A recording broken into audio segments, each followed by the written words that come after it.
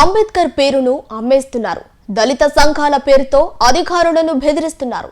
పిటిషన్ల పేరుతో డబ్బులు గుంజుతున్నారు. వీరికి భయపడి అధికారులు సైతం అంబేద్కర్ జయంతి రోజు అంబేద్కర్ ఆశయాలకు తూట్లు పొడిచే నేతలను తమ పక్కన స్టేజీలపై కూర్చోబెట్టి అంబేద్కర్ని అవమానిస్తున్నారు. స్టేజీ దొరికిందని ఓ దళిత నాయకుల పేరుతో దందాలు చేసే కొప్పోలు రఘు అంబేద్కర్ జయంతి రోజు స్టేజీ పైన మాట్లాడుతుంటే అంబేద్కర్ వారసులే ముక్కు మీద వేలు వేసుకోవాల్సిన పరిస్థితి వచ్చింది. ఇతగాడు అంబేద్కర్ జయంతి రోజు ఏదో దళిత సంఘం పేరుతో కస్తూర్బా కళాక్షేత్రంలో మాట్లాడే అవకాశం దొరికిందని అంబేద్కర్ గురించి మాట్లాడకుండా మెప్మాలో ఆర్పీలు, మెప్మా సిబ్బంది కొందరి రుణాలు స్వాహా చేశారంటూ దీన్ని జిల్లా కలెక్టర్ పరిగణలోకి తీసుకోవాలంటూ ఉపన్యాసమే ఇచ్చేశాడు. ఇతగాడు సాంఘిక సంక్షేమ శాఖలో ఒక చీడ పురుగులా తయారయ్యాడు. కొందరు సిబ్బందిని అడ్డం పెట్టుకుని బ్లాక్మెయిల్ చూస్తూ నెల నెల మామూలు గుంజుతున్నారు. ఇతగాడికి ఎక్కడైనా ఎస్సీ ఎస్టీ కేసు దొరికితే చాలు ఆ ప్రాంతంలోకి వెళ్లి నేరుగా వాలిపోతారు. ఇతగాడు వెళ్లేది ఎస్సీ ఎస్టీలకు న్యాయం చేసేందుకు కాదు, నిందితుల నుంచి బ్లాక్మెయిల్ చేసి డబ్బులు గుంజేందుకు.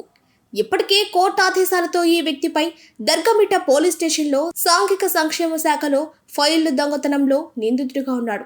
ఈ కేసు ప్రస్తుతం దర్యాప్తులో ఉంది. అలాంటి వ్యక్తిని సాంఘిక సంక్షేమ శాఖ నిర్వహిస్తున్న అంబేద్కర్ జయంతి రోజు జిల్లా కలెక్టర్, జిల్లా ఎస్పీ, ఉన్నత అధికారుల సమక్షంలో స్టేజీపైకి ఎక్కించి నీతులు చెప్పించడం అంటే ఇంతకన్నా అంబేద్కర్ జయంతికి దౌర్భాగ్యం మరొకటి లేదని భావించవచ్చు. ఒక సాంఘిక సంక్షేమ శాఖలో ఒక ఫైల్ దొంగతనం కేసులో ఎఫ్ఐఆర్ కాబడ్డ వ్యక్తిని జిల్లా ఉన్నతాధికారుల ముందు ఒక స్టేజీపై నిర్భయంగా తిరుగుతున్నాడంటే ఇది ఎవరి లోపమో తేటతెల్లమవుతుంది. ఇందులో ఒక విషయం కూడా అర్థం చేసుకోవాలి. ఇతగాడు అదేనంటి కొప్పోలు రఘు. ఇలాంటి స్టేజీలపై జిల్లా కలెక్టర్, ఎస్పీ, శాసనసభ్యులు, మంత్రుల పక్కన నిలబడి ఫోటోలు తీయించుకుంటారు. ఈ ఫోటోలను బాగా పబ్లిసిటీ పొందుతాడు. ఈ పబ్లిసిటీనే నగదు రూపంలో మార్చేస్తాడు. ఇంత పబ్లిసిటీ పొందేందుకు కారణమేంటో తెలుసా? వైసీపీ ప్రభుత్వంలో ఇతగాడు SC ST monitoring atrocity member గా డిస్మిస్డ్. ఇతను క్వాలిఫికేషన్ డిస్మిస్ అయిన వ్యక్తి మాజీ అట్రాసిటీ కమిటీ మెంబర్ అని పెట్టుకునేందుకు కూడా అర్హత లేదు. అలాంటి వ్యక్తి ఇటీవల కాలంలో సాంఘిక సంక్షేమ శాఖలో ఉద్యోగం పేరుతో ఒక మహిళను మోసగించి 71,000 రూపాయలు అధికారుల పేరుతో వసూలు చేసి తీరా ఆ మహిళకు ఏజ్ బార్ అయిపోయింది. అధికారులు తిరస్కరిస్తే బాధితులను బెదిరించి డబ్బులు తిరిగి ఇవ్వని పరిస్థితి.